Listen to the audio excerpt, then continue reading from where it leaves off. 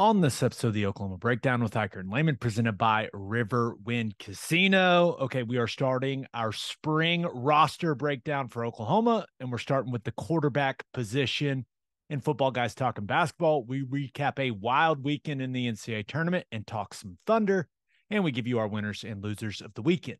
Please download and subscribe to the podcast, rate it 5 stars, and write us a good review. Follow the show on Twitter, Instagram, Facebook, and YouTube. Just search Oklahoma Breakdown on any of those, and you'll find us. All right.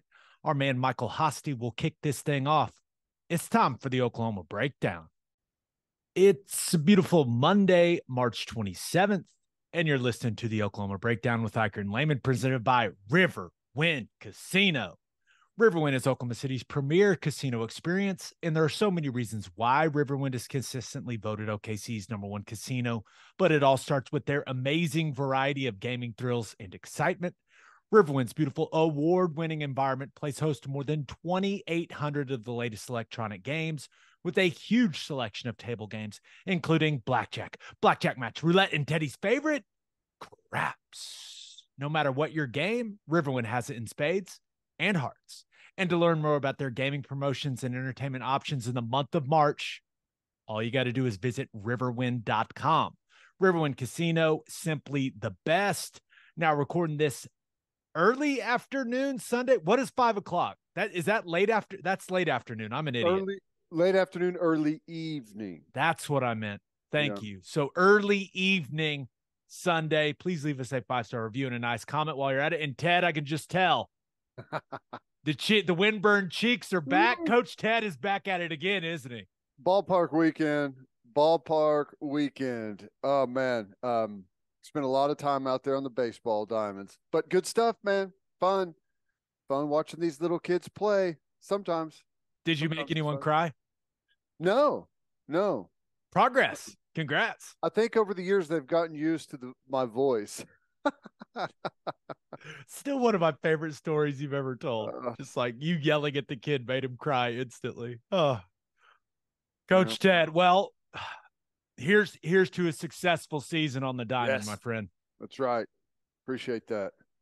So it's spring ball.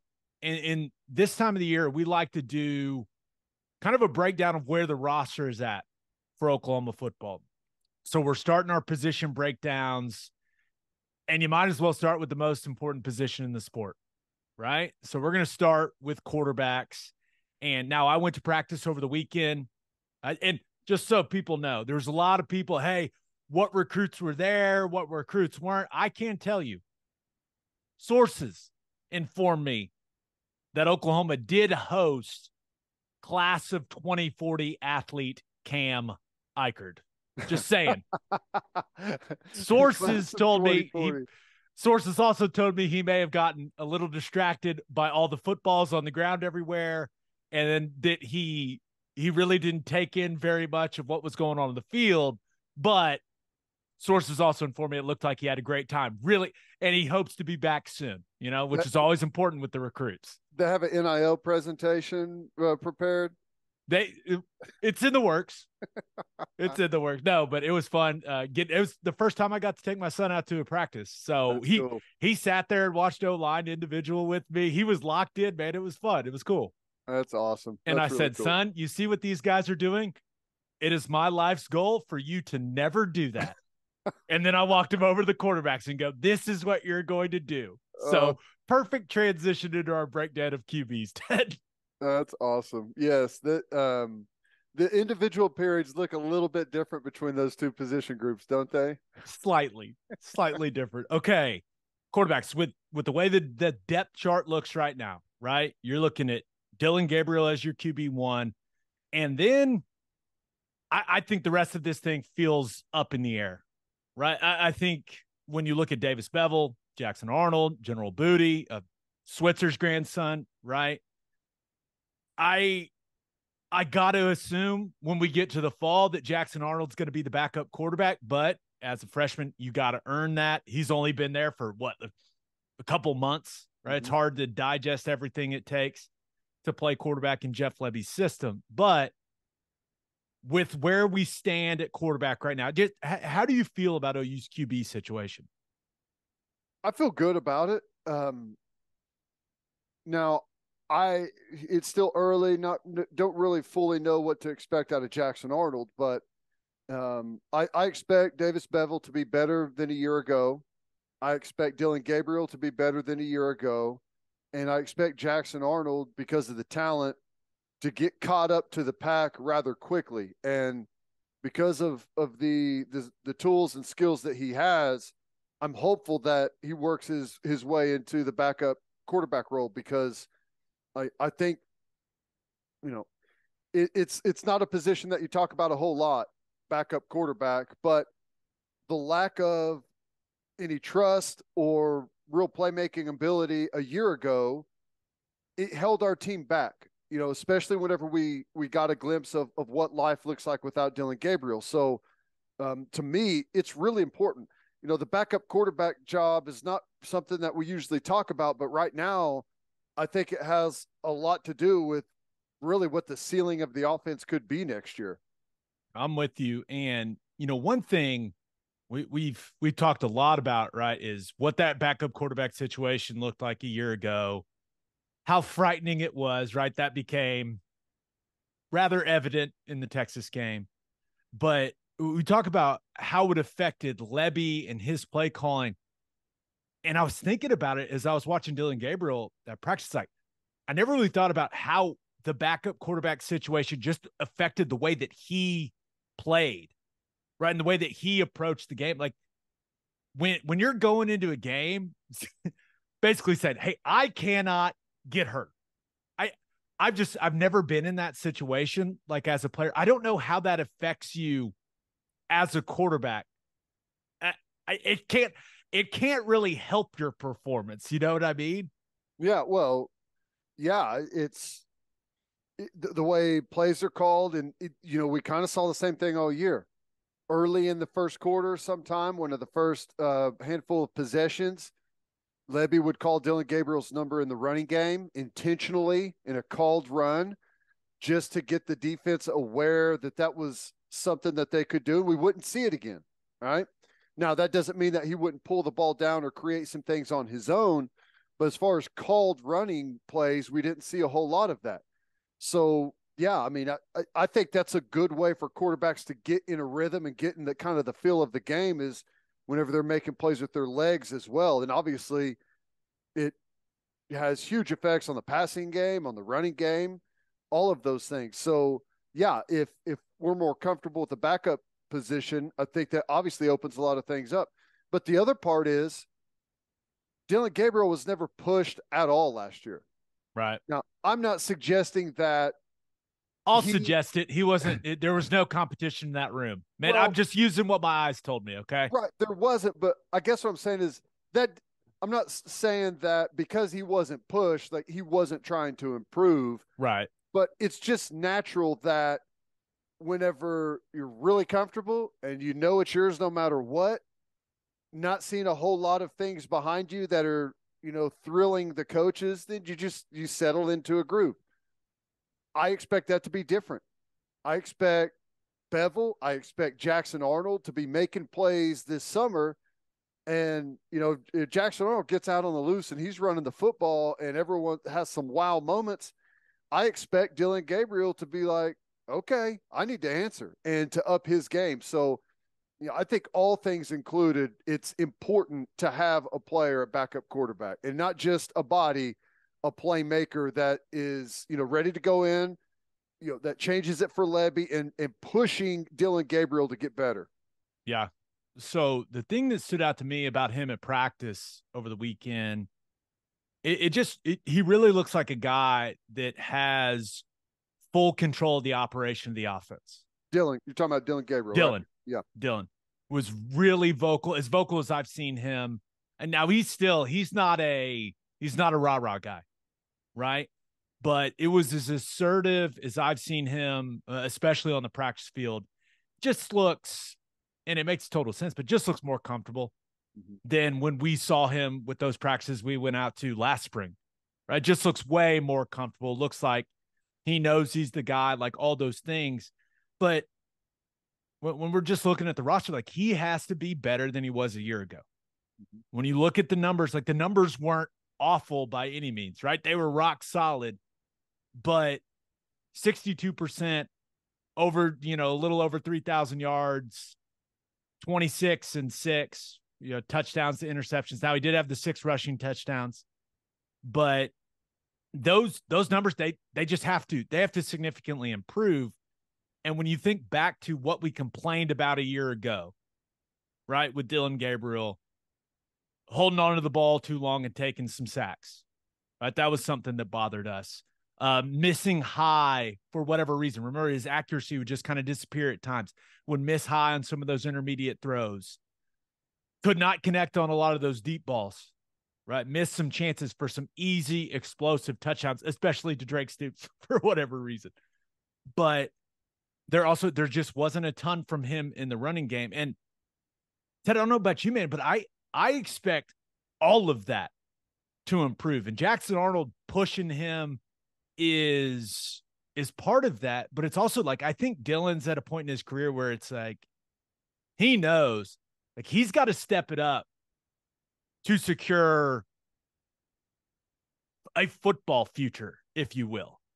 Mm-hmm. But like, he's got to play a lot better this season. And I think that's motivation enough. I know we'll probably make a big deal about, Jackson Arnold being behind him and what that means for Dillon's motivations, but he seems like a guy that's just, self-motivated to be the best version of himself he can be. And he's got to be better than he was a year ago in order for him to, I assume, achieve the goals he wants to achieve in football.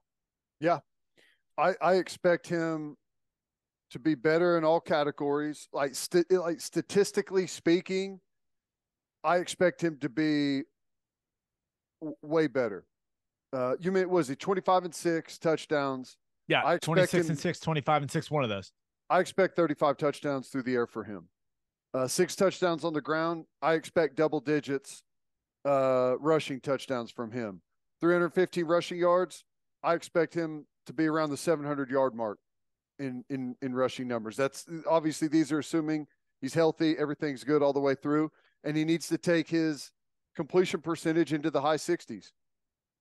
And I think all of those things he's totally capable of. I don't think it's going to be that difficult, and it's easy for me to sit here and say that, but off of the performance we saw a year ago and the kind of the holes in what we saw out there, I just expect everything to be better. And I don't think it's outlandish to ask for some of those and see some of those numbers come up quite a bit. Yeah. I just expect him to be more aggressive.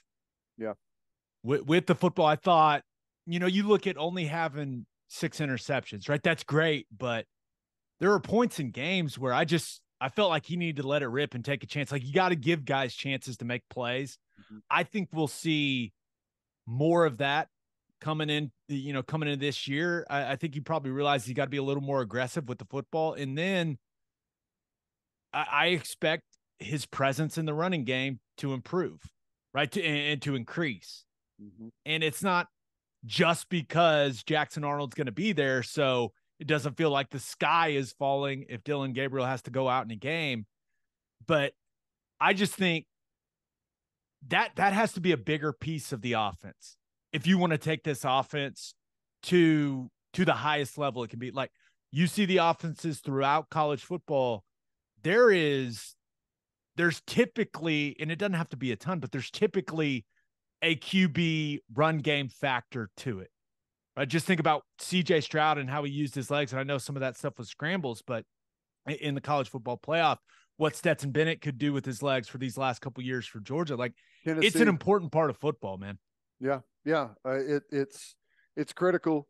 Caleb Williams at USC, great with his legs. Cam Rising does a really good job in the quarterback running game. Bo Nix at Oregon, who had his best year ever, had 15 plus rushing touchdowns.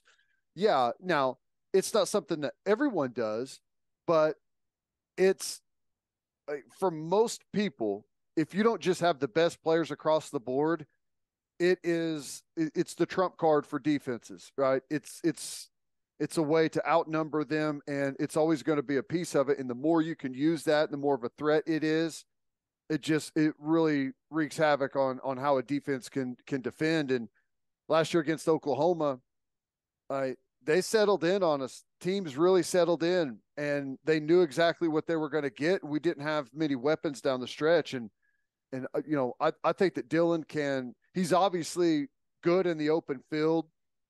He's not the most dangerous runner, but he's pretty daggum good. He's very capable out there. So, a lot of these things are, and we talk about it expecting the other pieces to be there, right? We expect him to get the help he needs from his receivers. And, he's not going to have big numbers if the offensive line doesn't come together. So, just talking about him and his improvements are kind of just going off of using last year's offensive line performance as a baseline. Like, if we get the things we got last year, he should still have some pretty big improvement. I will say this, just seeing the O-line in person over the weekend, it's going to be the best looking O-line we've had in a while. And that means something, right? It means more than nothing. Right. That makes sense. I saw Rouse up close and personal for the first time. Dude looks like he should be starting at tackle at Oklahoma. Like, he looks the part. I think Guyton, he looks lean. He looks good, man. I think he's got a chance to be the best player on the team. Wow. He looked great, but we'll see how it comes together. But yeah, quarterback, it's not just all on them. Clearly, right. Line's got to be good, receivers, tight ends, everything, run game, all that stuff. But when it comes to Dillon's performance in particular, right, you feel really good about him being your starting quarterback, right? But in order to feel good about where this team wants to go, right, Big 12 championship, college football playoff, we've talked about it a lot. He's got to step it up, got to step up his level of performance. And I think he's more than capable of doing that. Yeah, no, I totally agree. Not just more than capable. I fully expect it. And I think the fans should too. And I think the coaches do. I think everyone does. Yeah. Okay. No offense to Davis Bevel or General Booty or Switzer or any other quarterback they have on the roster, but there's really only one other quarterback I think we need to talk about. Is that I feel like, I'm not trying to be mean, but that's the way it feels to me. Yeah, that's right. And in Jackson Arnold, if you pick the starting quarterback by how impressive the ball looks coming out of a guy's hand, Jackson Arnold would be OU's starting quarterback. The dude can absolutely rip it. Ted, I was like, oh, and you and we had a couple people say, hey, wait till you see this kid throw in person. I get it now. And I know people kind of have an interesting opinion on Landry Jones one way or another, but that dude could rip it. Mm-hmm. And the ball coming out of Arnold's hand, it reminds me of how it looked coming out of Landry's, just on a rope, tight spiral. It's beautiful, man. It's beautiful. And it's like, meow. You're just like, oh, okay, yeah. That's what an elite arm can look like, right? And it looks effortless, man. It really does. Well, that's good. And you got to be able to have the whip now, man. There's the mechanics at quarterback. It's changed. There's a lot of it's the same, but the RPO stuff has really kind of reintroduced a different type of throwing motion or style where it's quick, and you've got to have that whip to be able to just drive it in there right after a hard play fake. So it's good to hear that he's got that type of pop coming off just natural. When guys throw it that way naturally, you just don't have to do a whole lot of mechanical work. That gives you a good jump start on your career. Yeah, and it's not exactly, like Baker's fastball where you're just like, oh my gosh. It looks like he puts his whole body into it. Yeah, like his body and soul into it. That's not this. This looks more like a Kyler situation where you're like the dude's barely flicking it and just meow. You're like, okay, that's what it's supposed to look like. But clearly for Arnold, it's about absorbing the system and learning as much as he possibly can I played a high level of high school football, but there's such a big jump from high school to college, especially at that level. And he's not the biggest guy in the world, but he's plenty big enough for college football now.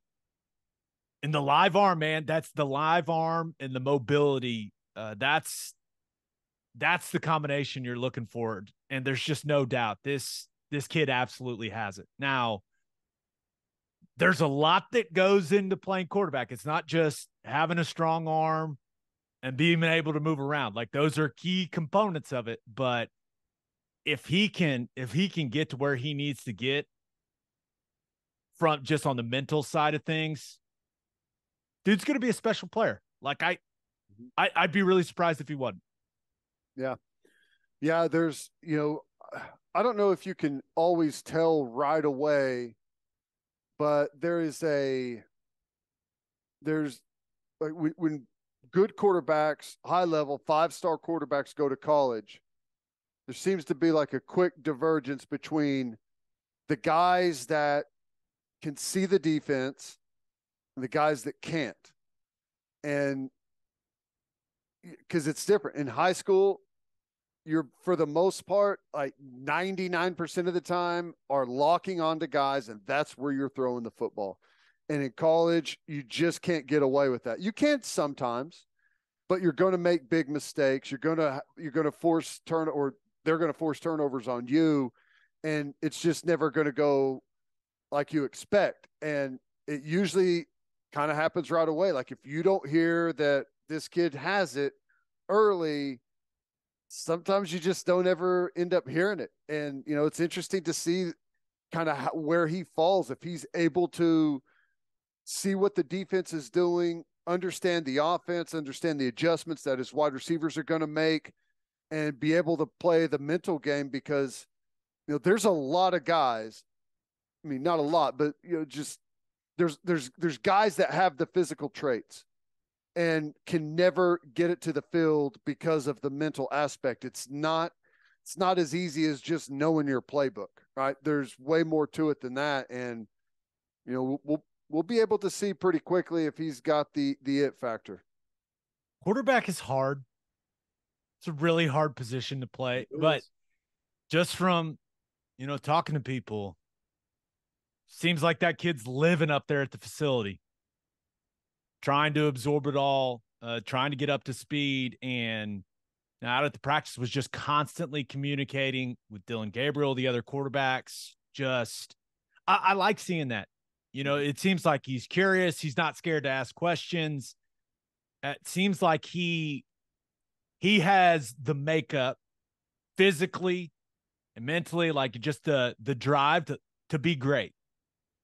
Mm-hmm. And we'll see what ends up coming of it. We'll see when his time comes at Oklahoma, but it doesn't seem like, if he doesn't succeed at Oklahoma, I don't think it's going to come from a lack of caring. It seems like this kid gets it. You know what I'm saying? Yeah. Yeah.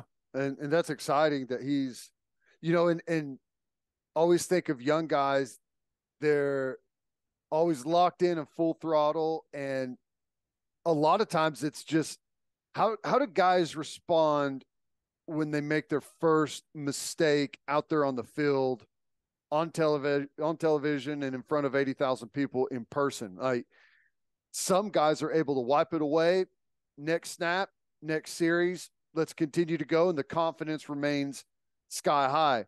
Other guys can tend to go in a hole a little bit, tighten up, and lose that just kind of free flowing ability to just kind of go out there and let it rip and let yourself make plays. So, I mean, that's kind of another thing you got to watch with young quarterbacks. But, he as of right now, it sounds like everyone is thrilled with where he is. Yeah. Only 3 practices in, right? Long way to go in the spring. But anything else you want to say about where this roster currently sits at the quarterback position? Anything else? No. I have big expectations for the position this year. As do I. All right, let's get to call your shot. Basically ask you guys, how do you feel about OU's quarterback situation right now? And we we got some interesting answers, but let's go with this one from Chris Rich 88, who says, I feel great about the QB position. We have a promising prospect for our future in Jackson Arnold and a great teacher, leader, and capable quarterback returning that Jackson Arnold can develop behind for a year in Dillon Gabriel. You can't ask for much more. That's a pretty solid way of looking at it. It looks like Gabriel and Arnold. I mean, Dillon Gabriel seems like a really hard guy not to like, just kind of from the outside looking in. But it also seems like Gabriel is very, very willing to teach Jackson Arnold, which I think that's just a very positive development for the entire football team. Because it would not be great if he was just like giving him the cold shoulder. I don't think that'd be good for anybody. Right. Yeah. No, I think that take is very level-headed, very pragmatic of the situation, and not everyone sees it that way. Right. Oh, wait till we get to our man Jay Boogie's response. Yeah, but I think that's really kind of how you have to view it if you're realistic about things. And I'm not suggesting that Jackson Arnold couldn't go out there as a true freshman and accomplish some really good things. Like I just don't know. But what I do know is it's very, very, very rare. And if you poll all the coaches in college football and ask if you'd rather have a veteran or a hotshot true freshman, everyone wants age. They want experience. They want guys that have been there. They want guys that have played football in big moments and big snaps and seen a bunch of different defenses. And, that's just kind of what you got to lean on, and let the young guy just be thankful that you've got an opportunity to let the young guy gather some really important experience before he's kind of thrown out there to the wolves. Here's Jay Boogie's response. We need either Dillon Gabriel to take a leap and become a more complete passer, or we need Jackson Arnold to beat him out. Last year's QB play was not good enough to get us to where we want to go. I agree with the back half of that, right? Yeah. The quarterback play, the offense in general wasn't good enough to get the team where it wanted. Neither was the defense. Right. So there's a lot to discuss there if we're talking about last season. But yeah, the expectation is what it is for quarterback at Oklahoma. Is it unreasonable? Sure. But it is what it is. And it takes that type of guy to get you where you want to go, especially if you don't have Georgia's roster right now or Bama's roster right now. So it's kind of hard to tell our man Jay Boogie that he's wrong. You know what I mean? Well, I think that Dillon Gabriel definitely needs to be a better, more consistent all-around passer. I think he needs to be a more consistent all around everything. I think he needs to have a little bit better pocket presence, needs to be okay with getting rid of the football quicker. All right. Needs to be more accurate at times, needs to link in with his receivers a little bit better at times. But if you look at last season and lay last season on the shoulders of Dillon Gabriel because he wasn't a better all around passer, you're missing about 500 different things that kept us from being a team that gets to where we need to get. And, there's every single position group without question has to get better moving into next season. And that does include Dillon Gabriel. So I'm right there. I expect him to continue to get better. I do. And that's not making excuses for his performance last year. I think there were plenty layups that he had that he's fully capable of making those plays. Yep. All right. Well, there is a look at the quarterbacks as the roster stands right now. Remember, there's still another portal window after spring ball. So when we're talking about this team leading up to fall camp and leading up to the season, we'll see if we have any new names to talk about. I got no idea. Right. No idea. But you can never have too much talent and too much depth at that position, in my opinion. But that's true. feel good about Dillon Gabriel, and seems with some of the things they've seen early from Jackson Arnold that they feel he's going to be the type of guy they thought he was going to be. So that is exciting. All right, birthday shout-outs. Welcome to the world, James Daniel Rich. Welcome to the world, Sophie Croak. Happy second birthday to Luka Rose Carroll. Happy 6th birthday to Harrison Clark. Happy 6th birthday to Blakely Sneed. Happy 30th birthday to Riley Davis. Happy 31st birthday to Kyle Croak. Happy 93rd birthday to John Niedermeyer. Wow. 93. Awesome. Sorry, pal. There's no chance we make it there. Nope. Happy birthday to Blake Sellers. And happy birthday to Jordan Aycock. All right, it's time for some football guys talking basketball. But first, Love's Travel Stops is now offering a nationwide 10-cent per gallon discount on gas and auto diesel. Just download the Loves Connect app and scan your barcode at the prompt on screen and watch the price drop 10 cents per gallon. Across the country, the Loves Connect app unlocks exclusive deals and can help any traveler plan their route or meal on the highway. So before you hit the road, be sure to download the Loves Connect app to save 10 cents per gallon and experience the country's best highway hospitality at Love's Travel Stops.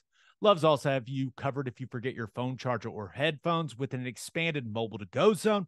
And of course, don't forget to grab yourself some of that delicious Java Amore. Opolis Clothing is the exclusive home for all of our Oklahoma Breakdown merchandise and is the best place to get your OU and OKC Thunder gear as well. If you want to live your life in buttery soft comfort, go to opolisclothing.com. That's OPOLIS clothing.com. Use promo code TED, TED, for 10% off your entire order. That's opolisclothing.com. Use promo code TED for 10% off. Buttery soft and 10% off. And make sure you head to the garage for hand smash patties, butter toasted buns, and ice cold beer. The food is fantastic, and it is the perfect spot to watch any big game. Visit eatatthegarage.com to find a location near you and order online from the garage in your neighborhood. All right, football guys talking basketball, FGTB. Ted, let's start with the NCAA tournament. Fun weekend. Kansas State loses to FAU. Oh, no. Brutal. It's tough. Really good game. Just it looked like Kansas State had, was that special team this year, right? Kind of all the things that they'd gone through. Yeah, especially after that Michigan State game. You were like, yeah. Marquise Noel, he's like the best story in the tournament. Like, oh, they're definitely going to the Final Four. The Owls had other ideas. They didn't really care how good of a story K-State and Jerome Tang in his first year were. That was an impressive performance by them. No, they're legit defensively. They've got length. They're athletic. It's crazy that they put together that good of a squad. I mean, I don't know how many times, like if you play out this season, they make it to the Final Four. I'm not suggesting it's any high percentage chance, but this team doesn't have the look of like your usual, mid-tier, non Power Five or whatever you want to call it, basketball school going in, like a mid-major. Like they got length, they got athleticism, they're deep. It's impressive. Yeah, I mean, it's their 35th win of the year. Crazy. I think I remember hearing they have the most wins in all of college basketball. Now they're headed to the Final Four as a 9 seed, which we don't see a ton of. But the craziest part, it's their second time in the tournament. And they're going to the Final Four. Yeah. Yeah. And they're legit, man. They're really good defensively. I think they got a chance. I mean, you get into the Final Four, obviously you have a chance, but it's a well-rounded basketball team, man. Yeah, and the only other thing I'll say about that game, how do you not get a shot off on the last possession? I mean, how the hell does that happen? Now, I was shocked. First of all, the possession before, I was shocked Noel didn't take the step back 3. I know the guy's 7 foot. I get it. But with the way that the clock rules are in college, like you got to shoot the three there. And I was stunned he didn't take it. And then I was even more stunned that he gave the ball up, especially with how much he'd been hogging it in the second half. I just, like, he just gives it to Ish Massoud like it's a grenade. And Massoud's like, what do I do? And the game ends without them even getting a shot up. I don't know how that's possible. Yeah, brutal. That was Can't tough. happen. Hard to watch. Kansas State was a fun team, man. They were fun to watch make their way through it. And I thought they were going to the Final Four. I did whenever this thing kind of lined out for them. But they had a great season. It was a fun story. But FAU, man, they're legit.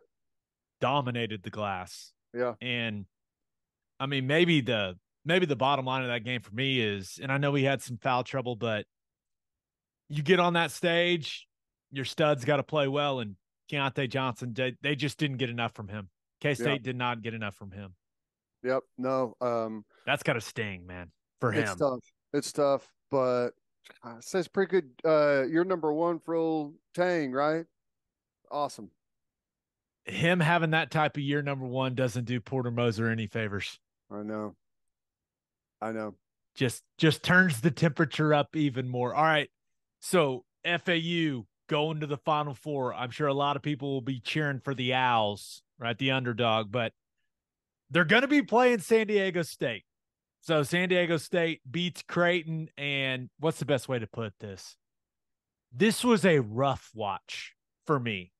I'm not into the defensive battle college basketball game. I'll be the first one to tell you. And there were a lot of missed shots. And I don't know if you saw what De'Aaron Fox said, but I kind of have a similar thought process to what De'Aaron Fox said about watching March Madness games, especially one like this. But, hey, it came down to the wire, and I hate that game finished the way that it did, but Nembhard fouled Trammell. Like, you can't, like, a guy is going up for a floater.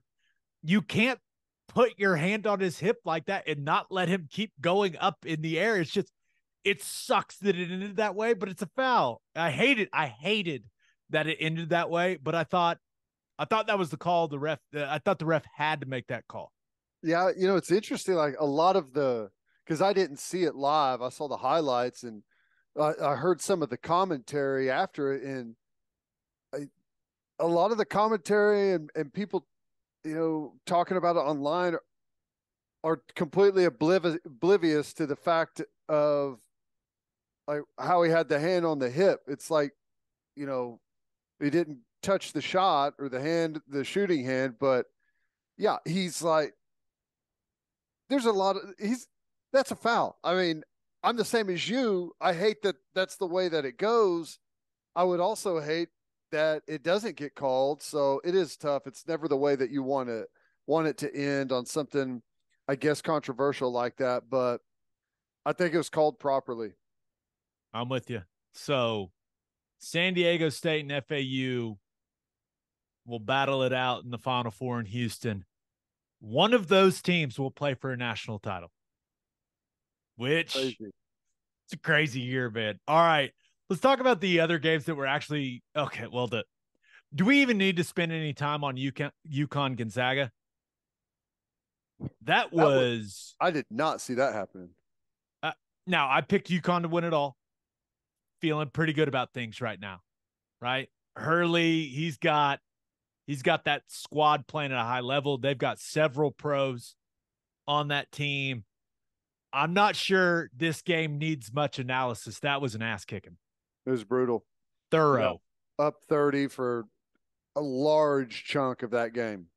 And Drew Timmy's good, and I know he was in foul trouble, but he wasn't making no a 30-point difference. It was one of those nights where everything that could go wrong did go wrong, like mishandling the basketball, like dropping passes. It was just one of those nights, unfortunately. Yeah, and now you look at UConn, who is they were head and shoulders above Gonzaga. They've been head and shoulders above everyone they've played. And you start thinking about some of these great teams we've seen run through the tournament. They're the fifth team in tournament history to win each of its first 4 tourney games by at least 15 points. They're beating the hell out of everyone. Crazy. Yeah. And I don't know. I mean, there's probably some conversation there about, well, since they haven't really been tested, are they going to fold whenever the pressure kicks in a tight game? I don't know. If I had my choice, I'd win every game by 15 on my way to the Final Four too. So I don't know what you say there, but it's been an impressive run for sure. Yeah. And they'll meet Miami because shucks, Texas collapsed down the stretch. What a shame. No, it was weird to watch because I mean, it felt like Texas was in control. Right at one point in that second half, it was a 13-point lead. They're up double digits with like 8 to go. Maybe it's 8.5 to go or so. And just stop hitting shots. Seemed like they got a bit of a case of lemon booty, man. Pressure got to them, and give Larinaga and Miami credit. They just stuck to the plan. They were not shooting threes. They refused. I mean, it was. Didn't hit a three in the second half. They hit 2 threes in the entire game. It's wild. Texas hit 10. I didn't even know, like in college basketball, you hit 8 more threes than your opponent. Typically, you win the game. Like a 1980s throwback style game from Miami. Yeah, now they punish Texas in the paint. But man, what a performance by Miami. And I cannot wait for this is what NIL can buy you think pieces that we're all going to be exposed to this week. Oh, it's going to be exhausting. I know it. But hey, congrats to them. This is and I'm obviously not I don't follow college football or college basketball rather the closest, but this is a weird Final Four, right? Like, this is why no one ever has the perfect bracket, because I don't know how you could ever pick this Final Four. It's pretty wild. Outside of UConn, obviously, people had that. I would imagine UConn's going to be a pretty substantial favorite, right? When you look at the odds, but that San Diego State game against FAU, I think I like FAU, but I mean, who knows? But that's really cool. You think about what makes college basketball great. No, I'm not going to lie. I'd rather see a big time program with a bunch of guys that will end up playing in the NBA, playing in that game. But I'm going to try to enjoy it. Unless it's a legit basketball game, right? What you hate is to get all of this way to the Final Four and, you have a couple blowouts on this stage. But I just don't want to watch what I watched with Creighton and San Diego State again. It was almost putting me through physical pain watching so many missed shots. People are like, oh, the defense, it's physical. It's like, no, they just can't hit shots. This sucks. Yeah. Well, I'm with you. Anything else from the NCAA tournament? You're right. It's a wild tournament. Wild. And it started wild right from the beginning and has kind of been that way all the way through. There's been some great games, some great moments, and hopefully the Final Four, although it's a totally random group of teams, hopefully it lives up to some of the great Final Fours we've had previously. Yeah. All right, let's talk a little Thunder right here since we're in FGTB. Squad went 1-2 in the 3-game trip in LA. That loss to the Lakers hurt. I wanted that one real bad, but just could not make enough plays late to get that win. And Anthony Davis, when healthy, still very good at basketball. Now, we're recording as, of course, the Thunder are down by 12 at the end of the first quarter to the Portland Trailblazers, who are literally sitting all of their players that are good. So I'm not going to freak out. I'm going to choose to believe that the Thunder get it together and they end up winning that game. No, not a problem. They will. They're gonna bounce back. It's, some guys that don't get much run at Portland having a nice little exciting moment here early, but don't worry. But either way, since the Thunder have the tiebreaker over the Mavs, even if they lose that game, They will still be in solo possession of 10th. So in the play-in, baby, as things stand, and it's just a big upcoming stretch for them when you talk about stacking some wins, right? They've got this Portland game, which by the time people listening this, I love your confidence and optimism, Ted. They will win that game. Then you've got a back-to-back with Charlotte and Detroit there at home in Oklahoma City. Got to win those 2 games. Got to win those. Need to win both of those. And then that would be a 3-game winning streak. And hopefully you get the one in Indiana on Friday. But it just feels really good. I know I've said this a lot lately, but it just feels really good that the Thunder is playing meaningful basketball again in the month of March. Like, it feels good. It makes my soul happy. That's right. That's good. And I still believe, I've said it multiple times, it's better to attack it this way than it is to find reasons to sit guys and maybe not make it in. Have these guys learn what it's like to be in the grind down the stretch in March as you're heading into playoffs, man. I think it's good for this team, and I honestly feel like they're gonna finish strong here. I do. I think Chet Holmgren caused a little bit of a stir with that Instagram post. You see that? I did not.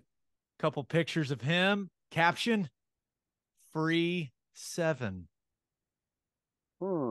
Which a lot of Thunder fans were like, he's ready. He wants to play. Let him out, Sam. No way, right? I wish there was a way, but I don't think there's any way. How cool would that be? Like, last couple games, and then how pissed would you be to be one of those play-in teams? Like, wait, hold on. No. Flag on the play. Cheating. Can't bring this 7-foot guy that can shoot out of nowhere who hasn't played all year. That's cheating. I will say, how awesome would it be if they did and he just stepped right out there and was like dropping bombs? That would be such a cool story. But I think they'll probably err on the side of caution. I have no problem admitting this. He warms up before the game, right? And any video of him like going through his warm up that I can get my hands on social media, I watch it multiple times. How's it look? He looks good, man. I mean, the body's awkward, right? It's always going to be awkward, but the skill, just a beautiful jumper. Beautiful. And also, he just casually jumped up and windmilled the other day in one of them, and I was like, oh, okay. One of those windmills where your feet hit the ground as you dunk the ball. He actually got up pretty good. I was like, okay. Nice. I was impressed. That's cool. That's good, man. There's no way. I'm not going to get my hopes up. Oh my God, it'd be so cool. I kind of don't want it to happen because you'd be so nervous about a re-injury. I'd be a wreck. And also, you have to factor in, we want Chet Holmgren to be Rookie of the Year next year. When he wins it over Wembanyama, we're going to look at everyone and go, oh, you guys all wanted Wemby. We got Chet. We're good. Thanks. Can't wait to rub it in everyone's face. That's true. And Jalen Williams is going to finish second Rookie of the Year this year. Crazy. No one picked that. I heard JJ Redick talking about the advanced stats. He's a big advanced stats guy. And so it took me in a deep dive. Jalen Williams has better, all of the advanced stats on him are better than Paolo Banchero. Just saying. Redick was right. Nice. Just got my vote. Means nothing, but he's got If I had a vote, I'd vote for him. Because I care. Oh, okay. Let's finish up with our winners and losers of the weekend. But first, Bishop McGuinness Catholic High School represents a tradition of educational excellence in Oklahoma City. Grounded in a faith-based education, students prepare to meet their potential with an individualized academic path that strives for success.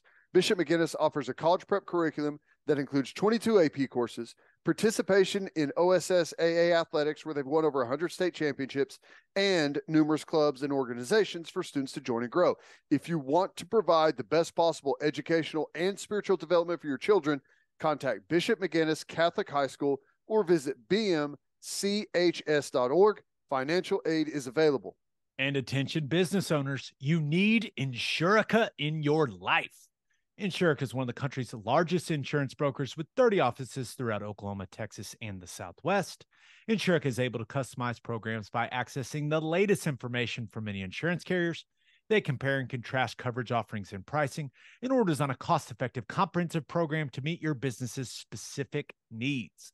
Insurica's clients become best-in-class businesses by working with Insurica's team of advisors to manage risk.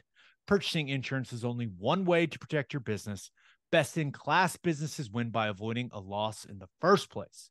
If your business partners with Insurica, you'll save huge amounts of money and take back control of your total cost of risk. I'm an Insurica client, and you should be too. If your business wants to be best in class, connect with Insurica at Insurica.com. That's INSURICA.com. As always, Ted, kick us off. Who do you have as your winner of the weekend? I got to go with Colorado, man. The amount of attention that the Colorado Buffaloes are getting, considering they've done nothing in college football in, I don't even know how long. Outside, I think they had like one good year in like 2013 or 14 or somewhere around there, but they are everywhere. It's all you see. Prime time, Deion Sanders has gone to Colorado, and it has totally changed everything for them. I don't even know how you can put a number on the exposure that they're getting. Spring game, Colorado's spring game is going to be on ESPN. Like, that's been like Ohio State, Alabama, like the who's who of college football, and now Colorado's getting that. It's an amazing story. I'm interested in it. Whenever Deion first got into coaching, I scoffed at it, but I've really liked what he's done. I think he's got like a no-nonsense approach. It's old school. I think a lot of people kind of relate to his method, and I don't know, it's getting a lot of attention, and I think it's good attention. Like, I don't know, I'm sure there's haters out there that think it's a farce, but for me, I think it's interesting, and I feel like that's kind of the narrative that I've heard from everyone is like, I don't know how good they're going to be, but it's going to be fun to watch. Yeah, just kind of lend what you're saying. They were 1-11 in 2022 and 4-8 in 2021, and they're getting the Coach Prime bump, man. Yeah. Did you see the video of him kicking that kid out of the weight room because he was wearing white socks instead of black socks? Oh, he just walked in and said, "Get out." It's everybody that played at Oklahoma could relate immediately to that. It's like, wrong socks, wrong shorts, whatever. Get out. You're gone. Like, Schmitty would just kick people out. What'd he say? I think he was in the middle of a set. And he said, "Drop the ball. You're done. Get out." Yeah, it's like, you're done. Get out. White socks, wrong socks. Get out. But I know some people are like, "Oh my gosh!" But anybody that has played college athletics or in some high school athletics that are, buttoned up in that way, you all wear the same stuff. You know what you're supposed to wear. If you don't wear that, see ya. Like, that's how it was at OU, man. Well, at least when we were there. Sure. Yeah. And if the ultimate goal is to get 100 guys that are locked in and paying attention to every little detail. And does what color socks you wear in a workout is it going to change the outcome of a game in November? No, it's not. But getting 100 guys to be dialed into one another, take ownership over one another, hold each other to these standards, and make sure everyone's got the right stuff on before you work out. It's details, man.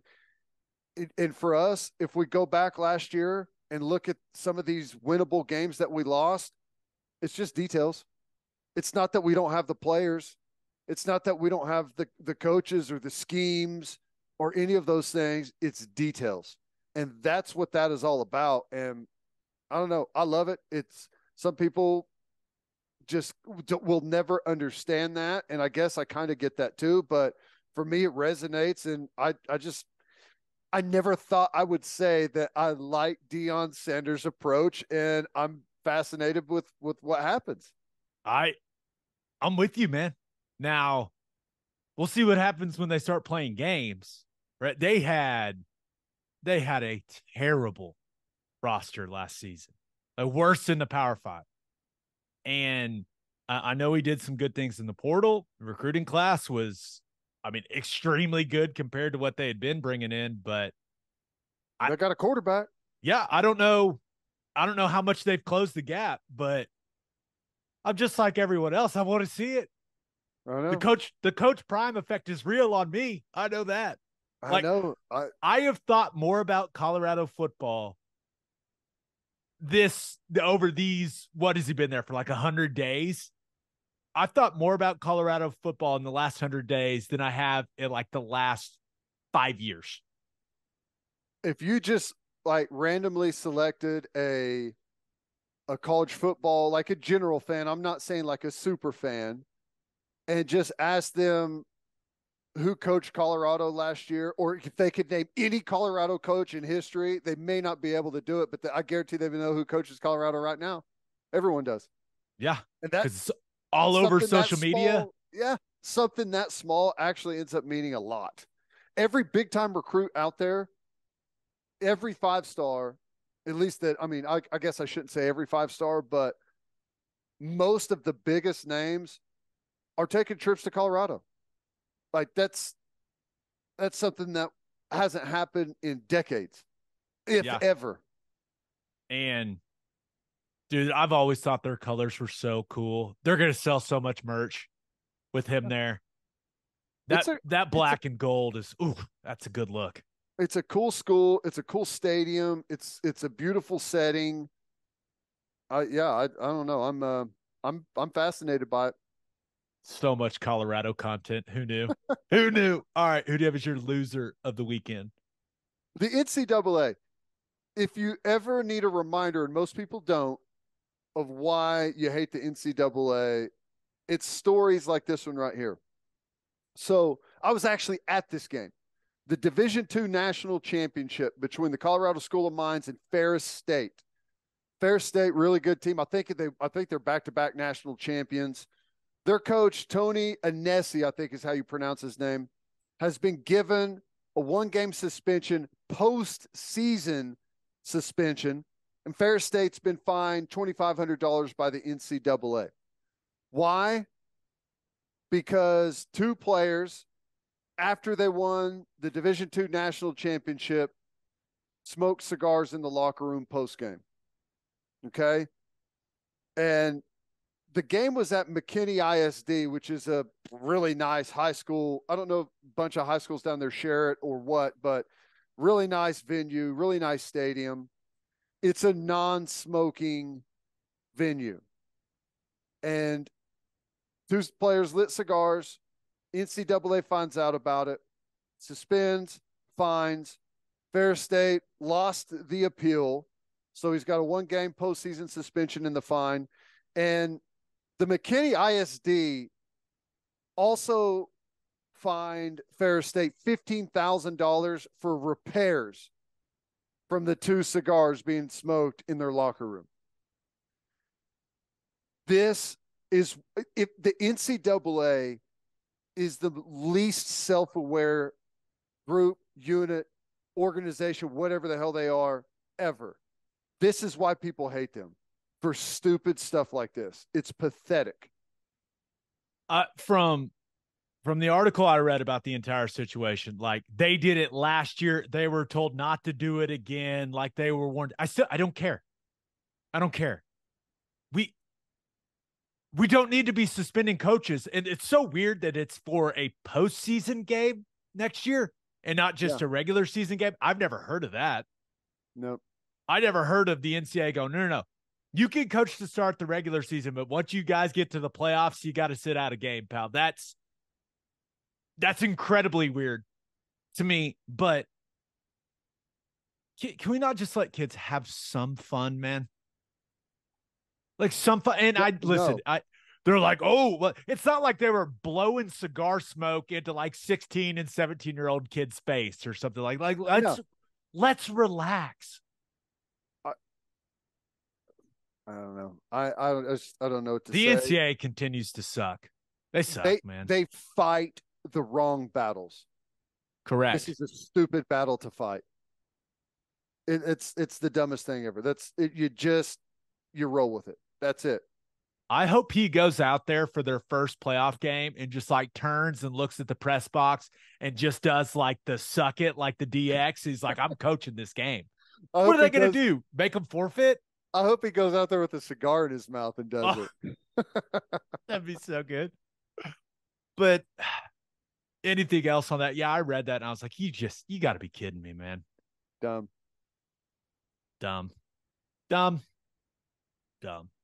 All right, let's get to my winner and loser. But first, John Vance Auto Group has been serving Oklahomans for 40 years, family owned and operated. They've got 9 full service dealerships in Woodward, Miami, and Guthrie. No matter what your vehicle needs are, John Vance Auto Group has you covered. They carry domestic brands such as Ford, Lincoln, Chevy, Buick, GMC, Chrysler, Dodge, Ram, Jeep, and Wagoneer. John Vance Auto Group's goal is to give unequaled service and to exceed customers' expectations in every way, which is why they have their lifetime loyalty program. And here's how it works. Buy a new or used car from them. All you have to do is get all of the manufacturer recommended maintenance done at the Vance dealership. And if something goes wrong, the components of your engine, transmission, drive, axle, or transfer unit, they're going to cover the repair costs. It's a great deal. You can browse their entire inventory or find the John Vance dealership near you at vanceautogroup.com. And First Fidelity Bank is a full-service financial institution based in Oklahoma, tailored solutions for all your personal and business needs. Checking accounts, saving accounts, home loans, and much more. They do it all. Whether it's online banking from your computer or mobile banking from your phone, everything is stress-free with FFB. Making mobile deposits, paying bills online, and moving money to different accounts could not be easier. Make your life easier, people, and go bank with First Fidelity Bank. Visit ffb.com for more information. All right, for my winner of the weekend, thought about going with our guy, Lane Johnson. 1-year extension from the Eagles. We'll put him under contract through 2026. A cool $33.4 million, which also, with the way they structured it, gave the Eagles some cap relief as well. And this one has the feeling of, hey, thanks for not having that surgery during the season and helping us make that Super Bowl run. Came up just short, but Lane certainly did his job. So that's how this one felt to me, Ted. Another Sooner getting paid. Money. What, Ben Powers, Orlando Brown, Lane Johnson, all these dudes getting paid, baby. It's awesome. Yeah, the old phone call like restructure, which typically means we've got to give you a bunch of cash right now for some cap space, is turn it into a bonus, is awesome. So awesome for him, man. He totally deserves it. Yeah, he's I mean, him and Trent Williams are the 2 best tackles in football. So he deserves it. There's no doubt about it.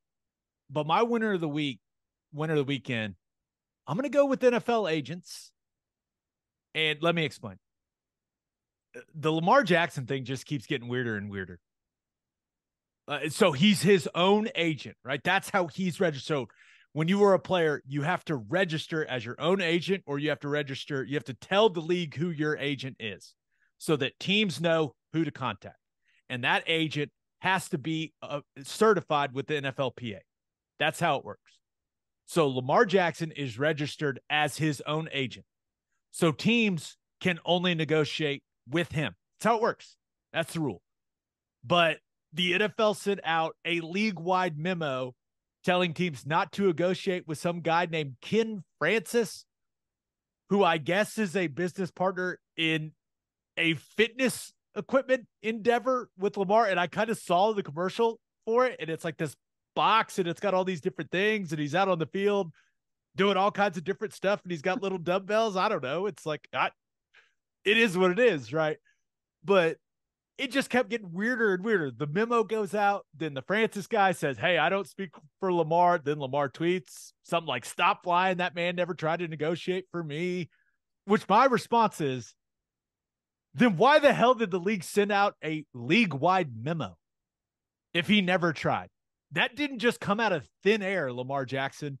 And this whole thing is so weird, man. It's so bizarre. And I know a lot of guys, like you look at Laramie Tunsil, he had no problem negotiating his own deal. He's good. But maybe big-time quarterbacks need agents. I don't know, dude. this whole thing has just it's been so weird. It's been so weird. And he got hit with the tag, right? The non-exclusive tag. It just feels really weird that nothing seems to have happened since that happened. I don't know. This whole thing it's just playing out very non-traditionally. Yeah. I don't know. It's weird that he would. Yeah, not knowing what has actually happened. Like, if this guy has been reaching out to teams, like, why else would the league issue the memo? I don't know, but why would Lamar Jackson say no? He didn't. He's not trying to negotiate. It's so weird. Don't know who to believe, but I had Lamar's back in the beginning, right? Like, why is more not happening? Why are more teams not interested in him? But as weird stuff like this plays out, and listen, people will put up with a whole bunch of weirdness and nonsense if they're getting great play at quarterback. But I don't know what to make of it, honestly. I really don't. I wonder how the fitness equipment venture is going to work out for them. You know, that I'm also curious about that. But like, I get, like, he's after a $200 million deal, right? And even if you get an agent that says, hey, I'll only charge you 1%, which happens for some of these big money guys, right? That's still, you're giving away $2 million. So Yeah. I get not wanting to give away $2 million. I totally understand that. But man, this thing is not going. It from the outside looking in, it does not look like it's going smoothly at Yeah. all. No. And, he's got the tag there with Baltimore, but it doesn't feel like he's going to play for Baltimore, does it? It does not. But also, like, if there was an offer sheet out there, we would know about it. So I don't know. Maybe teams are waiting until after the draft. I don't know. Yeah, maybe. I guess when I say it doesn't feel like he's going to play for Baltimore, that means more like on his side. Like, Yeah. is he in one of those things where he's just flat out not going to play? Which, he's made a lot of money. Maybe he can afford to do that, but I don't know if necessarily that helps his cause. So he's not in a great position here. And when you're not necessarily in a great position, it doesn't help whenever there's a rando out negotiating weird deals or trying to on your behalf. And maybe it's just like he's talking to teams about getting this box or whatever it is that they're doing. I don't know. Weird. It's strange. Now, hey, it could end up all working out just fine for him, right? And maybe there's an easy explanation, right? And I look for, he's got to write a book or something about this entire process, because kind of strange. Kind of strange. I would love the nitty-gritty details of everything that's kind of gone on, right? But we'll see, man. It continues to get weirder and weirder. I know this. The NFL doesn't send those memos out for no reason. Right. Yeah. I don't. There's lots of lawyers involved in that. Like, there's a reason it went out. So I just strange, man. All right, for my loser of the weekend, thought about going with UConn women's basketball. Now, the men crushed it, right? But UConn women lost to Ohio State in the Sweet 16. First time they won't appear in the Final Four since 2007. Wow. Isn't that unbelievable? That's crazy. I hate that for that team, though, right? Yeah. Oh, man, that's brutal. You broke the streak. That's unfortunate. I also thought about going with Ben Simmons. Back impingement. Yeah. Done for the year, seems like. Dude, I'm not sure we're going to see him play in the NBA again. Nope. He could just be done. And it's truly, when I think of my lifetime, like, it's truly one of the more bizarre sports stories. We're just like, hey, this guy was incredible. He was all NBA, and then a couple of years later, he's going to be out of the league. It's so strange. A very fast deterioration is what it was. Yeah. I mean, there were some warning signs early on, but like, warning signs that maybe he would be a guy that would maybe fizzle out a little bit, not just straight up fall apart and not it go from one of the really exciting young players to where he is now. Yeah, it is. It's something. Hopefully he can figure everything out. Hopefully he can get his body right, his mind right, because he was really fun to watch. When he was at the height of his powers, like that year he made All-NBA, he was fun to watch, man. He was. Like, he couldn't shoot, but he was like watching that dude fly up and down the court and handle the ball and pass. It was really entertaining. And he's just, I mean, you can't even say he's a shell of himself. It's like it's a different human being, man. It's crazy. Yeah. It's wild, but that man has made a substantial amount of money. He'll be fine. He'll be fine. But my loser of the weekend, the Dallas Mavericks. Oh, boy. Things, in a shocking development, things have not gone particularly well for the Mavericks since they traded for Kyrie Irving. I know that we're all stunned about that, but could not have seen that happening. Really rough stretch right now for that team. So they lost that weird game to Golden State, right? The one where Mark Cuban ended up protesting. I don't know if he's already lost it, but he's going to lose whatever that whole process is. That was weird. But then on Friday, got beat at home by I don't know if you want to label them as tanking, but they're not a good basketball team. They got beat at home by the Hornets. It certainly didn't make things any better that Dennis Smith Jr., former Maverick, was the one that hit the dagger 3 in that win for Charlotte. Mavs fans booed him. Jason Kidd, normally a coach would be like, oh, I don't want the fans to boo me. He's like, they should have booed him in the first quarter, which was pretty great. Said they didn't play hard in the first half. Of course, Kyrie Irving had to chime in his post-game presser. Could have just said, well, we didn't play well enough, but of course not. Here's the quote. Basically called out the fans saying, if the fans want to change places, then hey, be my guest. Got years of work ahead to be great enough to be on this level. So, nice opportunity on Sunday to avenge the loss to the Hornets, because guess who they played, Ted? Hornets. They played the Hornets. And guess who they lost to again? Nice. Hornets. The Hornets. And it gets even worse. Now, Luka, he had 40, 12, and 8 in that game. Pretty solid. Still lost. But he got his 16th technical of the year. So guess who is suspended for their next game as they're trying to make the play-in? Ouch. Luka Doncic will not be available against the Pacers unless it gets rescinded, which I don't know. It looked like he said the magic word or two to the officials. So just not good. And maybe the most alarming thing, I don't know if you saw this, but after that first Hornets loss, Luka Doncic was doing his post-game presser, and the dude just looks sad, man. Yeah. Like, basically said he's not having fun playing basketball right now. Like, he's not feeling the joy he normally feels. And I guess a lot of people are speculating, because he said he's got some stuff going on in his personal life. A lot of people think it has to do with that legal battle, which I think got settled. But, I mean, who's suing his own mom over trademark stuff? It seems like that dude's just got some stuff going on. Now, he's got stuff going on and went for 40, 12, and 8. So, I mean, it is what it is. But Mavericks got issues. Yeah. Issues. They do, but they're going to have to deal with those issues while the Thunder try and make their run. So, doesn't help that Jalen Brunson is absolutely crushing it for the Knicks either. It sounds to me like the Mavericks could use an early end of the season to get some affairs in order over the offseason. I tend to agree. All right. On that note, episode 303 in the books. We'll have a new podcast that'll drop Wednesday. Just a reminder, you can hear Teddy from 3 to 6 on 94.7 The Ref. You can hear me from 2 to 5 on Sirius XM Big 12 Radio, channel 375. Hope you all have a great week. And until next time, we appreciate y'all for listening.